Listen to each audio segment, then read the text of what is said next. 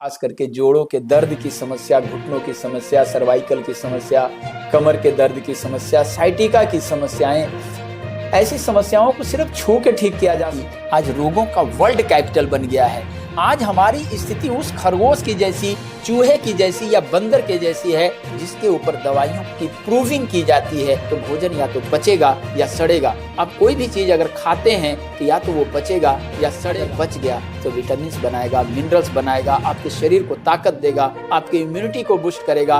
और अगर सड़ेगा तो यूरिक एसिड बनाएगा, आपके अंदर बीमारियां पनपेगी। अगर सबसे बड़ा स्कैंडल के रूप में देखा जाए तो ये जांच का स्कैंडल। आज किसी भी शरीर को अगर हम जांच करा दें, फुल बॉडी चेकअप करा दें, तो कोई ना कोई बीमारी नहीं। 5 लीटर पीना चाहिए, 8 लीटर पीना चाहिए, 4 लीटर पीना चाहिए। क्यों पीना चाहिए पानी? हमारे जैसे लोग तो कहते हैं कि पानी पीना ही नहीं चाहिए। क्या आप इससे सहमत हैं? आपके दर्शक इससे सहमत हैं? नमस्कार, इस भारत में आपका स्वागत है। मैं हूं संतोष कुमार पांडे। दोस्तों, आज हम आपको एक ऐसे व्यक्तित्व से मिलाने जा रहे हैं जिन्होंने चिकित्सा जगत में एक क्रांति ला दी है। हम फिर पिछले अपने उन्हीं वेदों में, उन्हीं हमारी जो वेदों की शक्ति है उसमें जाकर ऐसी शक्तियों से रूबरू हो रहे हैं, ऐसे चमत्कार हो रहे हैं जिनको देख करके जिसके ऊपर यह चिकित्सा पद्धति होती है वो भी चमत्कारिक महसूस कर रहा है और देखने वाले तो विश्वास ही नहीं करते हैं। लेकिन ये सच है। अब सवाल यह है कि आखिर ये क्या है। तो डॉक्टर बाबा स्वामी भक्ति प्रकाश जी मौजूद हैं, जो कि शाश्वत चिकित्सा अथर्ववेद से खोजी गई 30 सालों की तपस्या से प्राप्त शक्ति शाश्वत चिकित्सा के माध्यम से अपने हाथों से छू करके लोगों का इलाज कर देते हैं।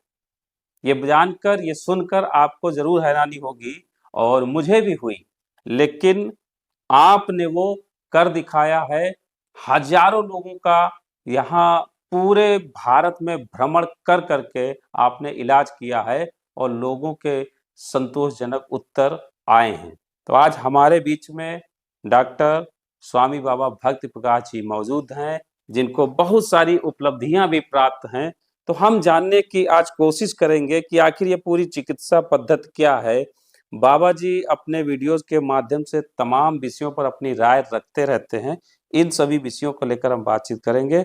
डॉक्टर स्वामी बाबा भक्ति प्रकाश जी, आपका सत्यबंधु भारत में स्वागत है। आपने अपना कीमती समय सत्यबंधु भारत को दिया, इसके लिए आपका आभार।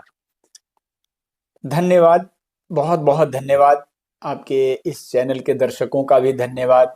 आपके जितने भी पार्टिसिपेंट हैं आज बिल्कुल नई बात सुनेंगे। आज से 30 साल पहले जब इस यात्रा की शुरुआत हुई अपने आश्रम लोनावाला धर्म संघ से, करपात्री फाउंडेशन से, अथर्ववेद की एक अद्भुत यात्रा पे, आपको पता है कि अथर्ववेद में चिकित्सा के ऊपर बहुत सारी बातें की गई है, हमारे जीवन के ऊपर बहुत सारी बातें की गई है, कैसे आदमी को का जीवन होना चाहिए, कैसे उसको हम सुदृढ़ रखें, कैसे स्वस्थ रखें, इसके ऊपर बातें की गई है। बहुत सारी तरह की चिकित्सा विधियों की बात की गई है।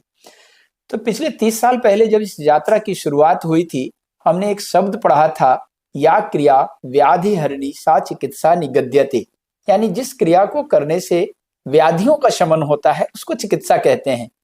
जब यह परिभाषा हमारे जहन में, हमारे मन में आई, तो हमने इसके ऊपर खोज करना चालू किया, इसके ऊपर और काम करना चालू किया। तो 4 प्रकार की चिकित्सा विद्या उसमें पाया। गुरुजनों के सानिध्य में रह के, उनके चरणों के आशीर्वाद से यह आंगिरस विद्या, जो छू करके चिकित्सा करने की विद्या है, इसकी सिद्धि मिली। और जब आश्रम से बाहर लोगों से जब इसके ऊपर चर्चा मैं करता था कि मैं छू करके वैसी बीमारियां जो लाइलाज है, खास करके जोड़ों के दर्द की समस्या, घुटनों की समस्या, सर्वाइकल की समस्या, कमर के दर्द की समस्या, साइटिका की समस्याएं, ऐसी समस्याओं को सिर्फ छू के ठीक किया जा सकता था है, तो लोग मजाक उड़ाते थे, हंसते थे कि अरे बाबा जी, अगर छू करके बीमारियां ठीक होने लगे तो फिर दवाइयों की क्या जरूरत रह जाएगी, इतने सारे अस्पताल क्या होंगे।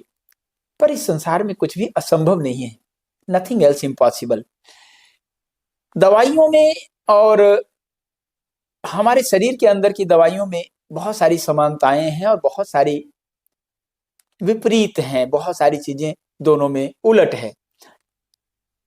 हमारे शरीर में रोग की परिभाषा हमारे अथर्ववेद में बोला गया है कि जब हमारे वात पित्त कफ में असंतुलन होती है उसको बीमारी कहते हैं। हमारे पंच महाभूतों से बने शरीर में जब हमारे पंच महाभूतों में असंतुलन होता है उसको बीमारी कहते हैं। ईश्वर ने जब हमें इस धरती पे भेजा, हमारे अंदर एक डॉक्टर दे के भेजा है जिसको हम इम्यूनिटी सिस्टम के रूप में जानते हैं। हमारे इम्यूनिटी सिस्टम में जब कमजोरी आती है, any derangement in vital force that's called disease, तो हम जब इसके ऊपर काम करते हैं तो ईश्वर ने हमारे शरीर के अंदर हमारे डॉक्टर को यानी हमारे इम्यून को मदद करने के लिए पूरा मेडिकल स्टोर दिया है जिसको हम हार्मोन और न्यूरोट्रांसमीटर के रूप में जानते हैं। आपके दर्शकों को पता होना चाहिए कि हार्मोन में और मेडिसिन में क्या फर्क होता है। हार्मोन हमारे शरीर के अंदर बनने वाले केमिकल मैसेंजर्स होते हैं जो हमें रोगों से मुक्त करते हैं। अगर हमारा केमिकल मैसेंजर सही से काम नहीं कर रहा है, हमारे हार्मोन्स और न्यूरोट्रांसमीटर्स अगर सही से नहीं बन रहे हैं तो हमें बाहर से मेडिसिन के रूप में इनटेक करना पड़ता है। लेकिन हम बाहर के दवाइयों के ऊपर कब तक निर्भर रह सकते हैं? अगर हमारे शरीर के अंदर का मेडिकल स्टोर काम नहीं करेगा, हमारे शरीर के अंदर का डॉक्टर काम नहीं करेगा, तो क्या आपको लगता है कि हमारा शरीर स्वस्थ हो सकता है? हमारा शरीर एक नेचुरल डिवाइस है और इस नेचुरल डिवाइस को नेचुरली ही नेचुरल रखा जा सकता है और यही शाश्वत चिकित्सा का ज्ञान है। शाश्वत चिकित्सा अथर्ववेद की एक विद्या है। 4 प्रकार की चिकित्सा विद्या का वर्णन जो अथर्ववेद में ऋषि अंगिरा ने किया है, अथर्विनी, आंगिरसी, दैवीय और मनुष्यजा के रूप में यह आंगिरस विद्या है जिससे हाथों से छू करके हम शरीर के रस रसायनों को यानी हार्मोन्स और न्यूरोट्रांसमीटर्स को एक्टिवेट करते हैं और अपने बीमारियों के ऊपर हम कंट्रोल करते हैं। ये हमारे शाश्वत चिकित्सा का ज्ञान है जो पिछले 30 सालों से इस यात्रा को मैं कर रहा हूँ और इसके लिए बहुत सारे अवार्ड, डॉक्टरेट से लेकर के अभी कर्नाटका यूनिवर्सिटी से चिन्मय स्वामी गगन गौरव अवार्ड भी शाश्वत चिकित्सा के लिए मिला है। ये अवार्ड तो एक बहाना है, ये हमारे सनातन का सम्मान है, सनातन के ज्ञान की शक्ति है। अवार्ड उसके सामने कुछ भी नहीं होता। ये एक छोटी सी बात है अवार्ड।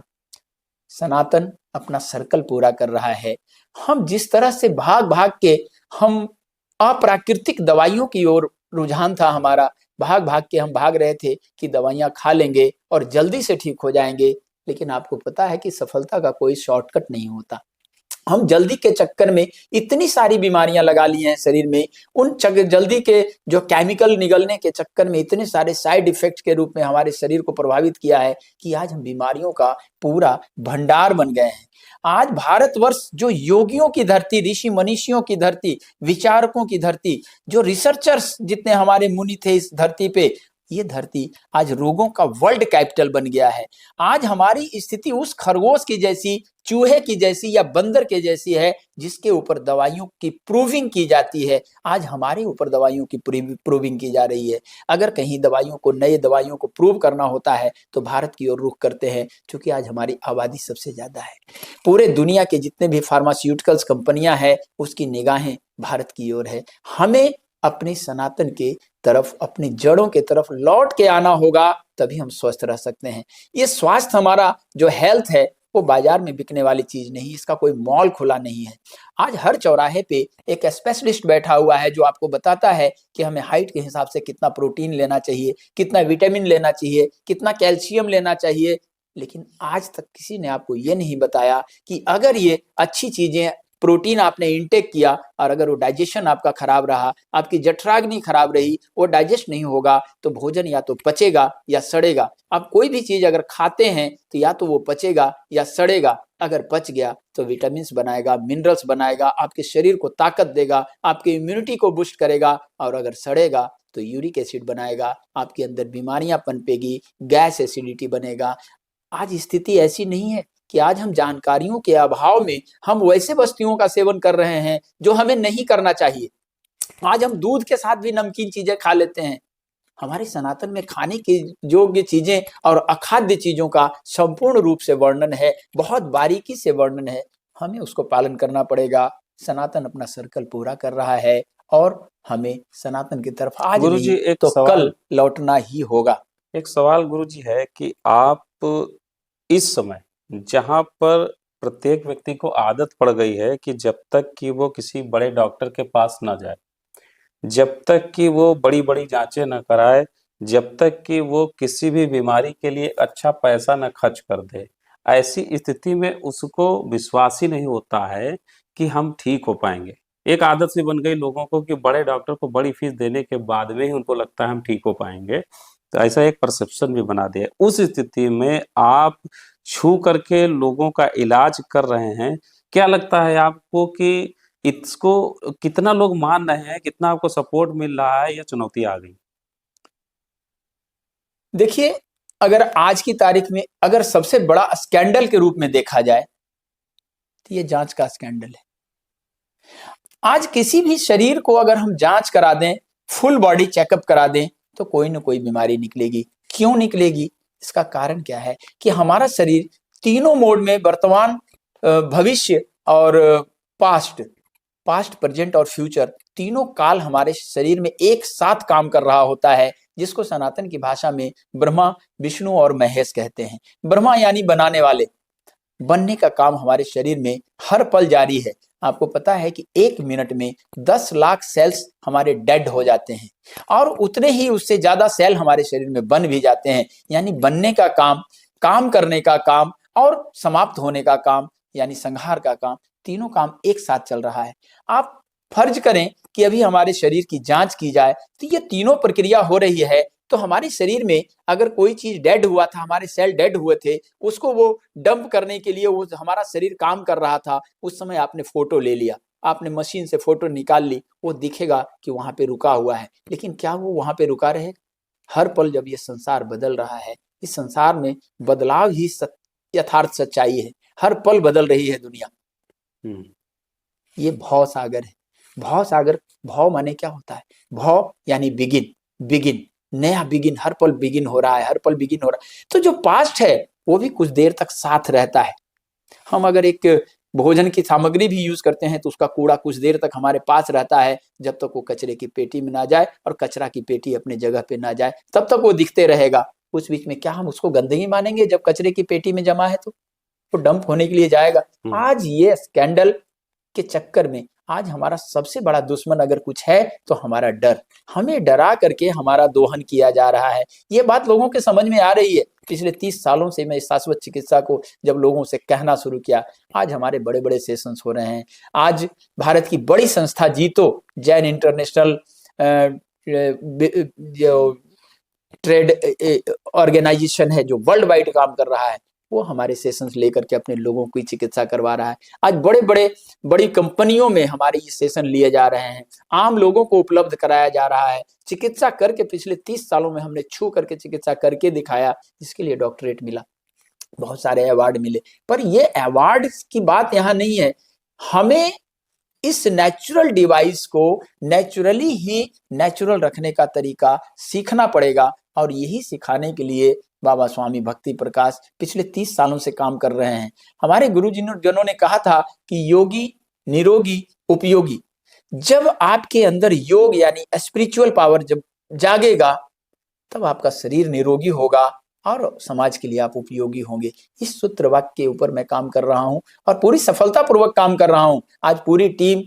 आज हमारी पूरी टीम काम कर रही है, हमारे साथ युवाओं की टोली काम कर रही है। आज लोग इसको उत्साह से सीख रहे हैं और वैसे लोग जो हीलिंग व्यवसाय में हैं, जो डॉक्टर हैं, वो भी सीख करके इसके रिजल्ट से आश्चर्यचकित हो रहे हैं कि ये तो वंडर है सनातन का।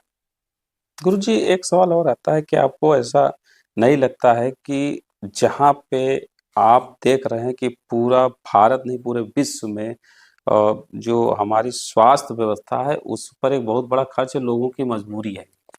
ऐसी स्थिति में आप ये चिकित्सा लाए हैं जो कोई भी व्यक्ति स्वयं से ही सीख के कर सकता है, मोहल्ले में कर सकता है, घर में कर सकता है और वो भी इतनी सरल। ऐसी स्थिति में आपको नहीं लगता है कि ये जितने भी लोग जो सिंडिकेट हैं एक प्रकार से जो है चिकित्सा जगत के, उनके लिए आप बहुत बड़ा रोड़ा बन चुके हैं? नहीं, कोई किसी का रोड़ा नहीं है। जितने भी थेरेपीज हैं, जितने भी चिकित्सा की विद्या है, सब इस मानव जाति की भलाई के लिए ही बना है। हम्म, आपने देखा किसी देश में हथियार बनाए जाते हैं, आपका किसी से झगड़ा है तो सबसे पहले आप बातों से काम निकालते हैं। अगर बातों से बात नहीं बनी तो लाठियां उठाते हैं। अगर लाठियों से भी काम ना चले तो बंदूक निकलता है। अगर बंदूक से भी काम ना चले तो परमाणु बम की आवश्यकता आती है। क्या कभी ऐसा होता है कि कोई भी बात आ जाए, छोटी सी बात हो और परमाणु बम धड़ाम कर दिया जाए, हिरोशिमा नागासाकी जैसा? ऐसा होता है क्या?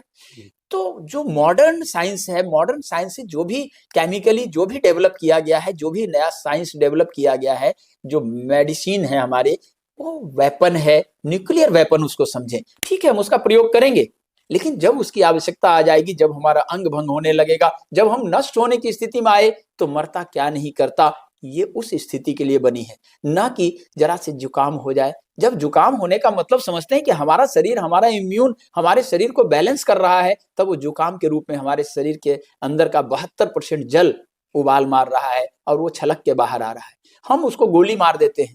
आज ये गोली मारना जो बात बात में हमने सीखा है, इस कारण से सबसे ज्यादा हम परेशान हो रहे हैं। आज जब भी हम अगर हम जुकाम को दबा देंगे, जो हमारा शरीर उत्सर्जित कर रहा था, ये जो हमारे उपापचय की क्रिया हो रही थी, जो उत्सर्जन की क्रिया हो रही थी, इस उत्सर्जन की क्रिया को हम रोक देते हैं, शरीर की क्रियाओं को रोक देते हैं। दर्द होने का मतलब आप क्या समझते हैं? दर्द होने का मतलब है कि हमारा शरीर चीख चीख के कह रहा है, इंडिकेट कर रहा है, repair it, repair it, repair it. तो आप बताएं, ये किसका रिपेयर करना है? हमारा जो शरीर जहां पे दर्द हो रहा है, ये मटेरियल है। विज्ञान भी मानता है कि हमारा जो शरीर दिख रहा है, ये 0.0001% मटेरियल है, बाकी 99.999% एनर्जी है। तो क्या एनर्जी का इलाज किए बगैर, 99% जो एनर्जी है उसका इलाज किए बगैर, सिर्फ मटेरियल का इलाज करके आप सफल हो सकते हैं? आपको जागना होगा, सनातन की तरफ आना होगा। सनातन ने इस शरीर को 3 शरीर में डिवाइड किया है, स्थूल शरीर, सूक्ष्म शरीर और कारण शरीर। बीमारियां सूक्ष्म शरीर में होती है, उसका इंडिकेशन स्थूल शरीर में दिखता है। बीमारियां जहां दिखता है वहां है नहीं, और जहां है वहां दिखता नहीं है। और परेशान हमारा कारण शरीर होता है, स्पिरिचुअल बॉडी होता है। हम परेशान होते हैं, डिप्रेशन में आने लगते हैं। आज हमारे मित्र ने कहा कि आज एंजाइटी से बहुत लोग परेशान हैं। तो क्या होता है एंजाइटी? What is anxiety? जब हम आपकी तरफ देखते हैं, मेरी निगाहें जब आपकी तरफ जाती है,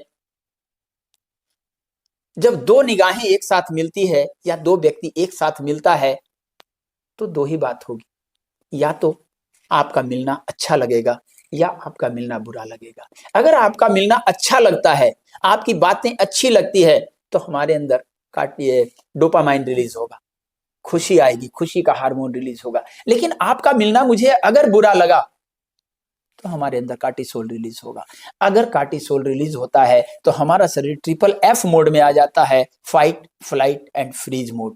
ये fight, flight and freeze mode क्या है? आप आए, हमसे मिले, मुझे अच्छा नहीं लगा आपका आना, तो 3 स्थिति बनेगी, फाइट मोड, फ्लाइट मोड या फ्रीज मोड। या तो हम आपसे झगड़ा कर लेंगे कि तुम यहाँ क्यों आए, जाओ यहां से, भागो यहां से, या हम फ्लाइट मोड में आ जाएंगे, हम निकल लेंगे कि ठीक है आप आए तो मैं जा रहा हूं, मुझे नहीं रहना यहाँ, ये क्यों आया। या हम फ्रीज हो जाएंगे, चलो आया है तो आने दो, मुझे क्या करना है। जब भी हम FFF मोड में आते हैं, हमारा शरीर एक हार्मोन सिक्रीट करता है हमारे एंजाइटी को, हमारे स्ट्रेस को बैलेंस करने के लिए, दैट्स कॉल्ड कार्टिसोल। जब भी कार्टिसोल रिलीज होता है, हमारे लीवर के अंदर जो बैंक के रूप में रखा था इमरजेंसी के लिए, जो ताकत हमारी ग्लाइकोजन के रूप में, जो ग्लूकोज, उसको एकदम से ब्लड में रिलीज कर देता है। जब ये ब्लड में रिलीज करता है तो हमारा ब्लड तेजी से उसको लेकर के हमारे चेहरे की तरफ भागता है। आपने देखा होगा कि कोई गुस्से में आ जाए या स्ट्रेस में आ जाए, चेहरा लाल होने लगता है, आंखें लाल होने लगती है, उसके हाथों में ताकत आ जाता है लड़ने के लिए, या पैरों में ताकत आ जाता है भागने के लिए। हमारा ग्लूकोज ब्लड के साथ उसके तरफ भागता है। अब जब ऐसी स्थिति आती है तो हमारा पैंक्रियाज एक्टिव होता है, क्योंकि उसको पता है वो हमारा सुरक्षा गार्ड है। वो तुरंत एक इंसुलिन रिलीज करता है, एक केमिकल रिलीज करता है, एक हार्मोन रिलीज करता है, जो ग्लूकोज को पकड़ करके हमारे सेल के अंदर बंद करने लगता है कि ये बाहर जो हमारे खून में फैला है, हमारे ब्लड में जो ग्लूकोज बढ़ गया है, उसको हम सेल के अंदर डालते हैं। आपको पता है कि हमारे शरीर की सबसे छोटी रचना, सबसे छोटी इकाई सेल है। एक एक सेल मिल करके, जुड़ करके शरीर बना हुआ है। हमारे शरीर में हड्डी से हड्डी को जो बांध के रखा है, दैट्स कॉल्ड लिगामेंट। जो हमारे हड्डी और मांस को बांध के रखा है, दैट्स कॉल्ड टेंडन, और मांस को जो एक एक सेल को जोड़ के रखा है, दैट्स कॉल्ड सेल एक्सोन। ये उसको प्रभावित करता है। और जब सेल के अंदर बार बार ग्लूकोज जाता है, जब हमारा सेल भर जाता है तो एक अवरोध लगा देता है जिसको इंसुलिन रेसिस्टेंस कहते हैं, और हम डायबिटिक होने लगते हैं।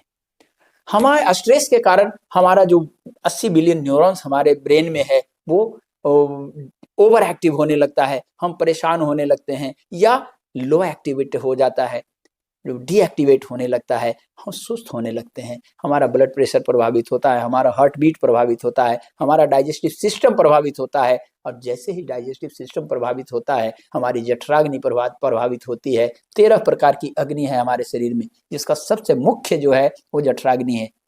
ये 13 प्रकार की अग्नि जब मंद होने लगती है, हमारा डाइजेशन खराब होता है और हम बीमारियों की चपेट में आ जाते हैं। गुरुजी, आपको फिजियोलॉजी और एनाटॉमी का लोग एनसाइक्लोपीडिया भी कह रहे हैं, और आप बेसिकली वेदों का अध्ययन किए हैं और अथर्ववेद से आप चिकित्सा लेकर आए हैं, लेकिन ये जो आपका फिजियोलॉजी और एनाटॉमी पर इतनी बड़ी कमांड है, इसके पीछे का क्या राज है? बहुत अच्छा सवाल है। ठीक है, ये वेदों की विद्या है। एनाटॉमी का मतलब क्या होता है? अगर एनाटॉमी की किताबों में जो एमबीबीएस पढ़ते हैं एनाटॉमी, मैं उस एनाटॉमी की बात कर रहा हूं, उसमें वर्णन किया गया है कि हमारे शरीर में जो औसत वयस्क शरीर में 206 हड्डियां हैं। तो हमारे वेदों ने भी 206 हड्डियां बोला है। उसके अंदर बताया गया है कि हमारा हार्ट कैसे काम करता है, कौन सा मसल है, तो हमारे वेदों ने भी वैसे बताया है। उसमें एनाटॉमी में लिखा हुआ है heart has got 4 chambers, 2 auricles, 2 ventricles. अब हमारे वेदों में भी उसके 4 खाने बताए गए हैं, 4 कमरे बताए गए हैं, 4 उसको ये, तो दोनों भाषा अलग हो सकती है। ठीक है, उसको संस्कृत में बताया गया है, इसको अंग्रेजी में लिखा गया है। भाषाएं बदल सकती है लेकिन परिभाषाएं नहीं बदलती। भाषाएं बदल जाती है पर परिभाषाएं नहीं बदला करती। अगर हमारे शरीर में अगर 206 हड्डियों को हम डिफाइन करते हैं, तो जितने भी जोड़ हैं, जो काम करने वाले, मूव करने वाले जोड़ हैं, इसको मूवेबल ज्वाइंट कहते हैं। इसके अंदर एक श्लेष्मा होती है जिसको विज्ञान की भाषा में साइनोवियल फ्लूइड कहा जाता है। हमारे वेदों में उसको श्लेष्मा बोला गया, कफ बोला गया, श्लेष्मा बोला गया, क्योंकि वात पित्त कफ से ही हमारा शरीर निर्मित है। अब ये साइनोवियल फ्लूइड आपने कहा अंग्रेजी में, मैंने कहा श्लेष्मा। अब ये साइनोवियल फ्लूइड क्या करता है? इसके चिकनाई को मेंटेन करता है। आपको पता है कि हमारे शरीर में 2 तरह की हड्डियां होती है, जिसको बोन और कार्टिलेज के रूप में विज्ञान कहता है। इसी को अस्थि और उपास्थि के रूप में हमारा वेद कहता है। भाषाएं हैं अलग पर परिभाषाएं तो एक ही है। तो मेरा कमांड है अपने सनातन के ज्ञान से ही, लेकिन जो मॉडर्न साइंस है वो भी मैंने अध्ययन किया है। बोथ आर सिमिलर, दोनों की परिभाषाएं एक सुना है। है आपसे एमबीबीएस भी पढ़ने आते हैं, एनाटॉमी फिजियोलॉजी। हाँ, जो इंटरेस्टेड हैं, एमबीबीएस क्या और बीएमएस क्या, बीएचएमएस क्या, ज्ञान कहीं से लो, ज्ञान कहीं भी है। ज्ञान और सुंदरता हर जगह उपलब्ध है। आपको क्या लगता है कि ज्ञान सिर्फ एक ही चीज में नहीं हो सकता? ज्ञान कहीं भी हो सकता है। हमारे ये वेदों का ज्ञान है, अथर्ववेद का ज्ञान है। वेद का मतलब ही होता है ज्ञान। आप एजुकेटेड हो सकते हैं, आपकी डिग्रियां बड़ी हो सकती है, हाईली एजुकेटेड हो सकते हैं, आप ऑक्सफोर्ड से पढ़ के आकर के डिग्री ले सकते हैं, कैम्ब्रिज से डिग्री ले सकते हैं, पर एजुकेशन, कहते हैं शिक्षा और ज्ञान में अंतर होता है। एजुकेशन आपको हाईली एजुकेटेड बना करके आपको एक बढ़िया नौकरी दिला सकता है, लेकिन ज्ञान कहाँ से लाएंगे? ज्ञान जब खुद के ऊपर प्रूव की जाती है, खुद जब चक करके देखा जाता है। अच्छा, तालाब के किनारे या नदी के किनारे खड़े होकर के स्विमिंग के ऊपर आपने थीसिस लिखी, थीसिस लिख करके आपने डॉक्टरेट ले लिया, पीएचडी कर ली, लेकिन अगर किसी ने पानी में धक्का दे दिया तो क्या वो पीएचडी आपको बचा देगा?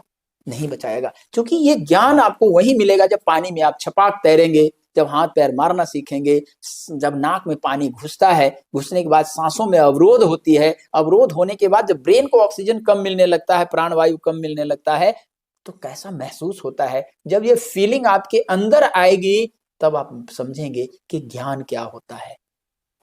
गुरुजी, छूकर लोगों का आप इलाज कर रहे हैं, काफी लोगों को राहत मिल रही है। अब सवाल ये आता है कि आपका, अगर आपसे कहा जाए कि पूरे दैनिक जीवन में सुबह उठने से लेकर सोने तक लोग ऐसी कौन मुख्य गलतियां कर रहे हैं जिसके कारण ज्यादा बीमारी की चपेट में? सुबह उठ करके गलतियां क्या करना है, हम गलतियां ही गलतियों पे गलतियां कर रहे हैं। हमारा शरीर क्या है, आप थोड़ी देर के लिए समझे कि आपके यहाँ कार है, आप अपने कार के साथ क्या बिहेव करते हैं। हमारा शरीर एक डिवाइस ही तो है। हमारा शरीर क्या है, 5 तत्वों से बना हुआ एक डिवाइस है जो 206 हड्डियों के स्ट्रक्चर पे खड़ा है, जो मसल से, पृथ्वी तत्व से एक स्ट्रक्चर बना हुआ है। आपके यहाँ कार है, आप कार के साथ क्या बिहेव करते हैं। सुबह आपका ड्राइवर, आपका सोफर क्या करता है, कार की साफ सफाई करता है। सुबह हो जागने के बाद पहला काम कि उसकी साफ सफाई करने के बाद, धुलाई करने के बाद, यानी स्नान ध्यान करने के बाद सबसे पहला काम करता है कि गाड़ी जब निकालना होता है गैराज से चलाने के लिए, तो सबसे पहले इग्निशन में चाबी लगा करके उसके इंजन को 2 मिनट स्टार्ट करके छोड़ दिया जाता है। क्या मैं सही हूँ? जी बिल्कुल।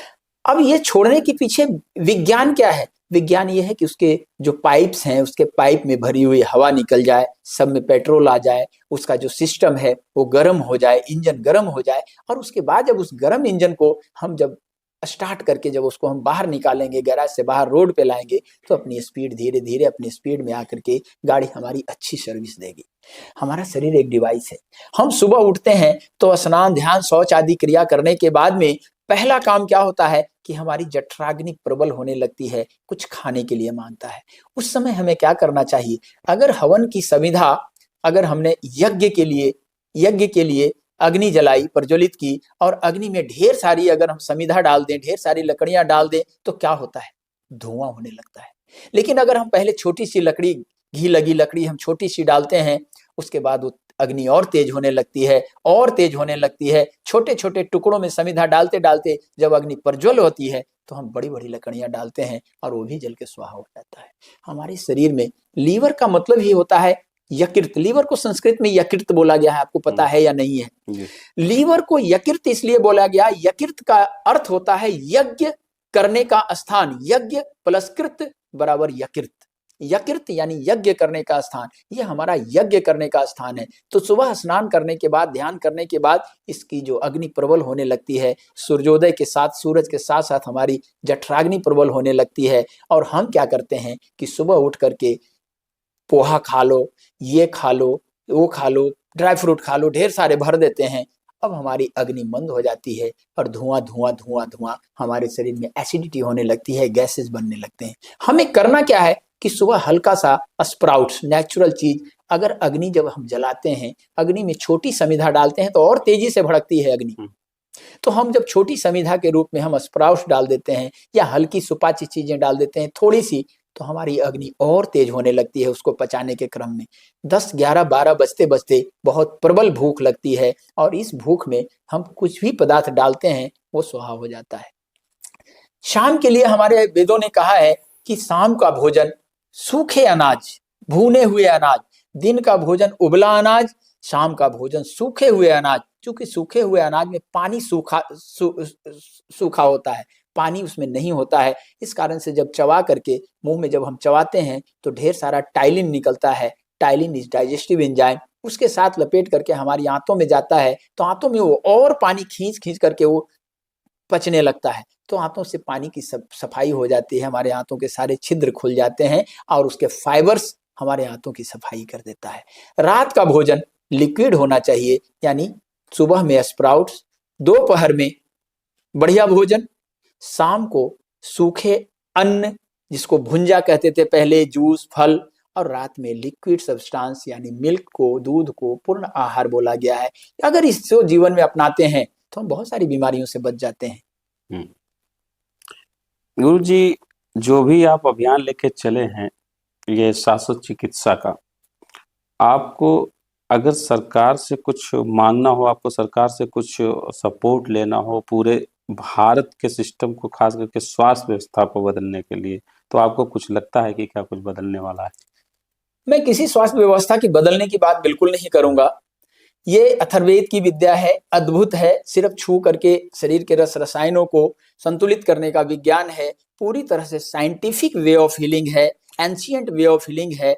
मैं सरकार से सिर्फ इतना ही आग्रह करना चाहता हूं कि कोई चिकित्सा नहीं, तो ये हर आदमी को स्किल के रूप में ही सिखा दिया जाए, कम से कम फर्स्ट एड के रूप में। जोड़ों की समस्या जिसके लिए दुनिया परेशान है, जिसके लिए मेडिकल साइंस फेलियर है, वो ऑपरेशन करने की बात करता है, हमारे शरीर को आर्टिफिशियल बनाने की बात करता है। मैं कहता हूं, हमारे जैसे लोग कहते हैं कि इसको सिर्फ छू करके ठीक किया जा सकता है, शरीर में बाहर से सप्लाई नहीं की जाती। अगर किसी व्यक्ति का स्पर्म अगर कम है, वीर्य अगर कम है, तो क्या आपको लगता है कि अगर उसके अंदर कम है तो क्या हम 100 से 100 ml उसके अंदर हम स्पर्म इंजेक्ट कर दें? ऐसा कभी आपने सुना है? कभी ऐसा नहीं होता। हमारे शरीर के अंदर ये बनने की प्रक्रिया है। आज का किया हुआ भोजन 40वां दिन स्पर्म के रूप में, वीर्य के रूप में परिणत होता है। आज अगर हम अच्छा खाते हैं, 40वां दिन वो वीर्य बनेगा जो हमारा जीवन है। इसी भी तरह जब हम तेल खाते हैं, घी खाते हैं और चीजें जो ऑयली चीजें लेते हैं, उससे हमारा सैल्युबल फ्लूइड बनता है। जैसे पेट्रोल से पेट्रोलियम जेली बनता है, वैसे जेली है ये कोई अलग रचना नहीं है, हमारे शरीर के अंदर बनने वाली प्रक्रिया है। हम बाहर से किसी के घुटने में इंजेक्ट कर करके हम उसको बचा नहीं सकते कटने से। हमारे अंदर ही सैल्युबल फ्लूइड बनेगा, यही शाश्वत चिकित्सा सिखाता है। एक चीज और मैं आपको अद्भुत बात बताऊं कि जब किसी को दर्द होता है, अगर मॉडर्न साइंस की बात करें तो उसकी सबसे बड़ी उपलब्धि पेन किलर और ऑपरेशन है। पेन किलर और ऑपरेशन है। आज अगर हमारे शरीर में दर्द होता है तो दर्द के लिए हम क्या लेते हैं? Pain killer.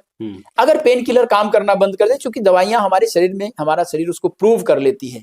आज एंटीबायोटिक से पहले काम हो जाता था, उसके बाद हाई एंटीबायोटिक आया, हायर एंटीबायोटिक आया। आज एंटीबायोटिक्स का ये क्राइसिस हो गया कि हाई से हायर एंटीबायोटिक भी काम नहीं कर रहा है। ये बहुत ही चिंता का विषय है। विज्ञान जगत में चिंतित है कि आने वाले कल में क्या होगा, हम किस एंटीबायोटिक का प्रयोग करेंगे। Antibiotic not an medicine.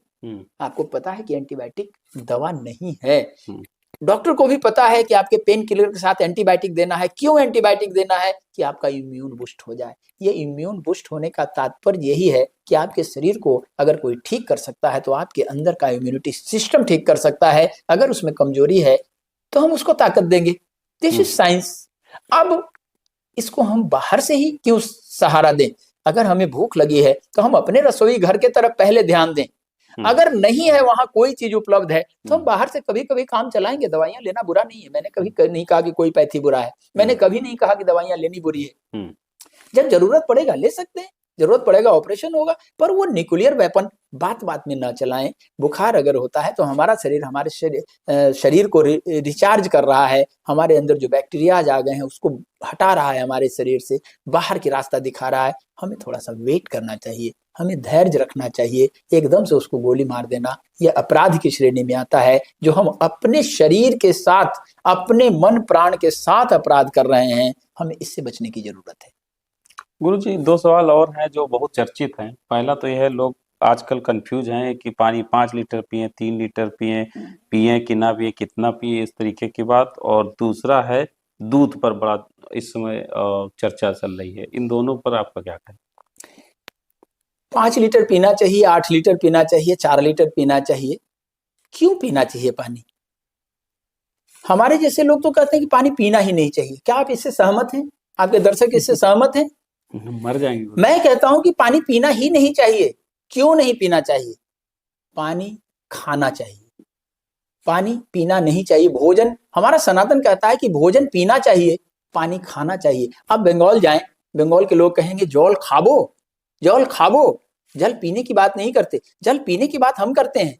जल पिया नहीं जाता, जल खाया जाता है। जैसे ही आप सिप सिप करके जल पीना शुरू करते हैं। पानी हमें कितना पीना चाहिए? अगर 8 लीटर पानी पीना चाहिए, हमारे शरीर को जरूरत नहीं है, तो ये एक्स्ट्रा जो जल जाएगा, हमारे शरीर का 72% पानी जब इम्बैलेंस होता है, जब वो ज्यादा हो जाता है, तो किडनी के रास्ते, किडनी के ऊपर दबाव बनाता है। आज किडनी की इतनी सारी समस्याएं क्यों आ रही है? आपको पता है? ये पानी कम पीने से या ज्यादा पीने से। आज हमें ये नहीं पता है, जितने हाईली एजुकेटेड होते जा रहे हैं, हमें ये नहीं पता है कि पानी पीना ही नहीं चाहिए, पानी को खाना चाहिए। जब भी हम एक सिप पानी का लेते हैं तो पानी जैसे ही मुंह में जाता है तो आपने देखा होगा कि ढेर सारा एक रस छूटता है हमारे मुंह के अंदर। हमारे जो जीभ के अंदर ग्रंथियां बनी हुई है, ग्लैंड्स बने हुए हैं, जो सैलिवरी ग्लैंड्स हैं, एक रस छोड़ता है, वो टाइलिन उसको बोला जाता है। Ptyalin, ptyalin is digestive enzyme. ये पाचन का एंजाइम है।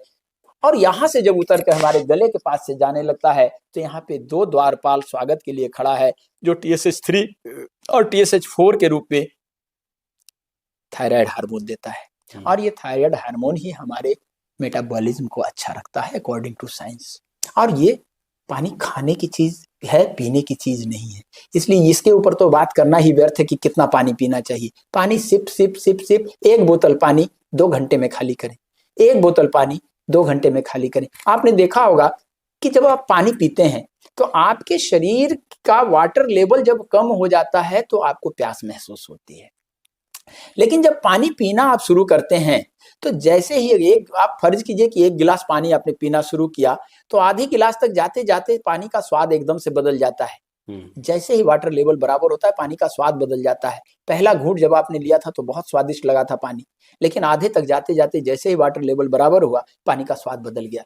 ये इंडिकेट करता है हमारा शरीर कि अब बस द एंड। दूध पीना चाहिए कि नहीं? दूध जब हम पैदा हुए थे तो दूध से ही पैदा हुए हैं। माँ ने सबसे पहला जो काम किया था अपने स्तन से दूध दिया था हमें, हम उसी से आए हैं, हमारा शरीर उसी से बना हुआ है। कहते हैं ना कि इस संसार का कोई भी व्यक्ति माँ के दूध का कर्ज नहीं चुका सकता। अगर किसी से झगड़ा होता है तो गांव की भाषा में कहते हैं कि आजा कितना माँ का दूध पिया है। साबित करने के लिए काफी है कि दूध पीना चाहिए, लेकिन दूध पीना चाहिए। दूध का मतलब क्या? दूध इस संसार में 2 ही है। एक माँ जो पैदा होने के बाद अपने स्तन से जो मुझे पिलाई थी। माता इसलिए महान नहीं है कि उसने मुझे जन्म दिया, माता इसलिए भी महान है कि जैसे ही मेरे अंदर ऊर्जा की जरूरत पड़ी तो अपने स्तन से मुझे दूध पिलाई थी। उस दूध में एक तत्व पाया जाता है, माँ के दूध में एक तत्व पाया जाता है, that's called beta carotene. Beta carotene सिर्फ माँ के दूध में पाया जाता है, बाकी एक समुद्री शैवाल में पाया गया है जिसको विज्ञान स्पाइरुलिना के रूप में जानता है और इसको स्पेस फूड के रूप में प्रचारित करता है। कुछ अंश स्पाइरुलिना का होने के कारण वो स्पेस फूड हो सकता है। और माँ के दूध में 6 महीना अगर माँ का दूध बच्चे को मिल जाता है तो 80 साल की उम्र तक उसके अंदर ऊर्जा बनी रहती है। तो क्या दूध नहीं पीना चाहिए? दूसरा दूध होता है गाय का दूध। गाय को हम माता इसलिए कहते हैं कि गाय के दूध में एक तत्व पाया जाता है, दैट्स कॉल्ड विटामिन B12। गाय के दूध पीने से दूध, दही, छाछ, मक्खन किसी भी रूप में अगर हम लेते हैं तो हमारे शरीर में B12 की कमी नहीं होती।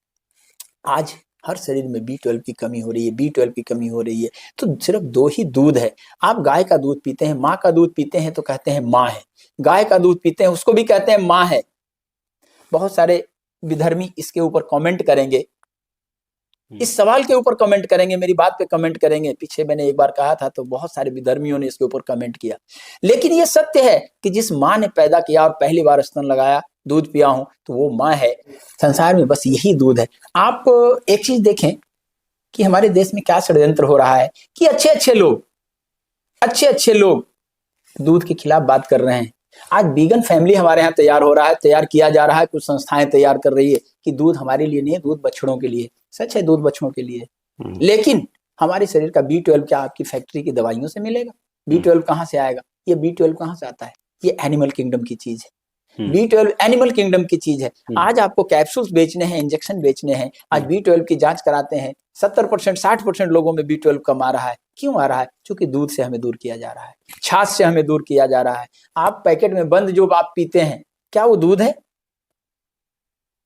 उसमें तो गुरुजी यूरिया और पता नहीं क्या क्या नहीं, कुछ भी हो, पर वो दूध के नाम पे जो हम पीते हैं वो दूध नहीं। हमें गाय का दूध, माँ का दूध, ये दूध हमारे लिए दूध है, अमृत है, उसके अंदर सारे तत्व हैं, वो दूध पीना चाहिए। आज आप एक चीज देखा होगा कि जो कंपनियां हमारे यहाँ पिज्जा बर्गर बेचने आई थी, आज उस दुकानों में हमें एक तरफ तो दूध से दूर किया जा रहा है और उन दुकानों में गोल्डन मिल्क के नाम के, लाटे मिल्क के नाम से हल्दी वाला दूध बेचा जा रहा है। देसी दूध, देसी गाय का दूध और हल्दी मिली हुई, देसी हल्दी मिली हुई, उसको लाटे मिल्क करके हमारे बच्चों को ही पिलाया जा रहा है।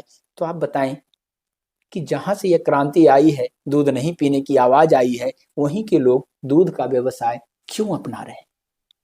2 उल्टी बातें एक साथ कैसे हो रही है? रहने दो, बजने दो। बहुत ही सुंदर गुरुजी, आपने काफी सारी जानकारी शेयर की। हमें लगता है कि हमारे दर्शकों को बहुत सारे जो सवाल होंगे उसके जवाब इन्हें मिल गए होंगे, लेकिन फिर भी आप हमारे चैनल पर हैं तो हम आपसे एक चीज जरूर निवेदन करेंगे कि ये जो आपकी शाश्वत चिकित्सा है, इसको लेकर के आपके आने वाले जो अभियान है उसमें आप अगर कुछ हमारे दर्शकों से निवेदन करना चाहते हैं, कुछ कहना चाहते हैं, कुछ जुड़ने के लिए साथ में, या कैसे चिकित्सा अपना सकते हैं, कैसे लोगों का भला कर सकते हैं, या कैसे स्वयं को स्वस्थ कर सकते हैं, तो आप 2 शब्द जरूर। सबसे पहले आपके दर्शकों को ये मैं जानकारी पुनः दे देना चाहूंगा कि शाश्वत चिकित्सा एक अद्भुत विद्या है जिससे छू करके बीमारियां ठीक होती है। आप हमारे YouTube चैनल शाश्वत चिकित्सा पे भी जाएंगे या इंस्टाग्राम शाश्वत चिकित्सा पे जाएंगे तो भी आपको सारा डिटेल मिल जाएगा।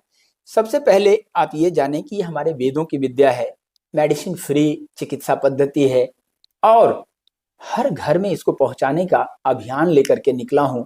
हमारी पूरी टीम आपके लिए काम कर रही है, जो आपको सीखने के लिए इसलिए प्रेरित करती है कि अगर इसको आप अपने जीवन में करियर के रूप में नहीं लेते हैं तो एक स्किल के रूप में लें, ताकि अपने माता पिता के घुटनों को ठीक कर सकें, अपने पड़ोसी के घुटने को कटने से बचा सकें। आज घुटने को काटने के लिए पूरी गिद्ध की दृष्टि लगी हुई है कि कब ये डेड बॉडी गिरे और कब हम इसके ऊपर चोंच मारें। इसलिए आपको सावधान रहना पड़ेगा, युवाओं को सामने आना पड़ेगा। इस सनातन की विद्या को सीखने के लिए, सीखना आसान है, सिर्फ 7 दिन के कोर्स में आप सीख सकते हैं। इसको सीख के प्रैक्टिस कर सकते हैं। हजारों लोगों ने इसको सीखा है और सीख करके अपने माता पिता की सेवा, कुछ लोग इसको करियर के रूप में या एक्स्ट्रा स्किल के रूप में या समाज सेवा के रूप में दूसरों की सेवा करने के लिए ही सीखें। कहते हैं ना कि when you support selflessly universe support endlessly. अगर इस भाव से भी सीखते हैं तो मात्र 5 दिन 7 दिन का कोर्स हमारा बहुत ही सस्ते में कराया जाता है।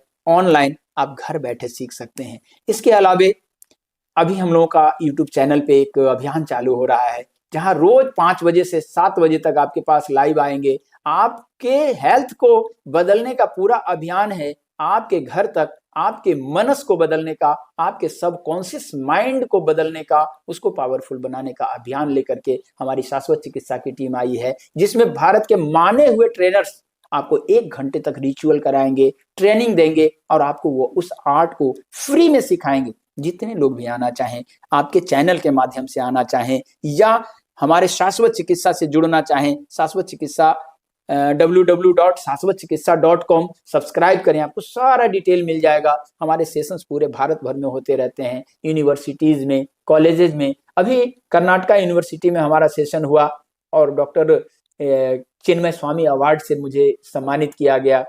देवभूमि यूनिवर्सिटी में हमारे इसके सेशंस हुए और सारे पढ़े लिखे लोगों ने, जो इस चिकित्सा से जुड़े थे, हाईटेक लोगों ने, जो हाईली एजुकेटेड लोग, भारत की शान है शिक्षा जगत के, वैसे लोगों ने इसकी सराहना की। ये अद्भुत विद्या है जहां दवाइयों की कोई जरूरत नहीं है। अगर दवाइयों से ही हमारा शरीर स्वस्थ रह सकता तो जितनी विश्व की आबादी है उससे ज्यादा दवाइयां प्रतिदिन मैन्युफैक्चर की जाती है, फिर भी आज बीमारियां जंजाल के जैसा फैल रहा है।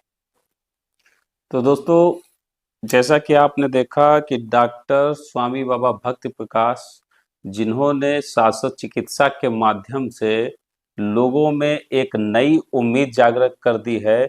अब उन्हें जोड़ों के दर्द हो, घुटने के ऑपरेशन हो या घुटनों संबंधी बहुत सारी जो हड्डियों की प्रॉब्लम होती हैं या पेट की प्रॉब्लम और बहुत कुछ, आप सिर्फ छू करके ठीक कर रहे हैं।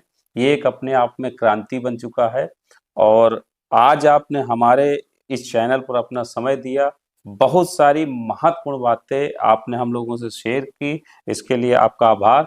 और हम आशा करते हैं कि आपसे इसी तरीके से हम स्वस्थ जीवन के लिए कुछ अनुभव प्राप्त करते रहेंगे। बहुत बहुत धन्यवाद, बहुत बहुत धन्यवाद।